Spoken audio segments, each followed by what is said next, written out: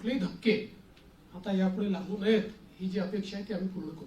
Deepak बातूचे sir, Ladki Bahin योजना ज्याचा तुमच्या विजयात मोठा वाटा आहे, 2100 रुपये करण्याची तुम्ही घोषणा केली होती. तो निर्णय साधारणतः कधीपर्यंत होणार? आणि दुसरं, आता एक अशी चर्चा सुरू आहे की 1500 जेव्हा दिले तेव्हा स्क्रुटिनी कोणतीच झाली नव्हती.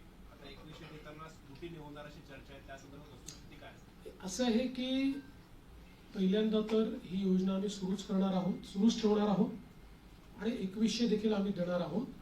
आता बजेटच्या वेळी त्याचा आम्ही विचार करू आणि शेवटी आपले सगळे आर्थिक सोर्सेस जे आहेत हे सोर्सेस योग्य प्रकारे चॅनलाइज झाल्यानंतरच आपल्याला ते करता येतं. त्याच्यामुळे ते करण्याचा निर्णय पक्का आहे. जी आश्वासनं दिली ती आश्वासनं पूर्ण करू. त्याकरता ज्या व्यवस्था करायच्या त्या व्यवस्था आम्ही आधी करू. स्क्रुटिनीचा जिथपर्यंत सवाल आहे तिथपर्यंत एवढंच आहे की निकषाच्या बाहेर जर कोणी घेतलं असेल, निकषातला जो असेल त्याला कोणालाही त्यातलं कमी करायचं नाहीये. पण काही तक्रारी आल्या आहेत की निकषाच्या बाहेर मिळालेला आहे. जसं आपल्याला कल्पना असेल की शेतकरी सन्मान योजना जेव्हा मोदीजींनी सुरू केली त्यावेळी पहिल्यांदा जे काही बेनिफिशियरीज होते लक्षात आलं की मोठ्या शेतकऱ्यांना देखील ते मिळालेलं आहे. मग नंतर त्यातल्या अनेक शेतकऱ्यांनी स्वतःच त्या ठिकाणी सांगितलं की आम्ही या निकषात बसत नाही.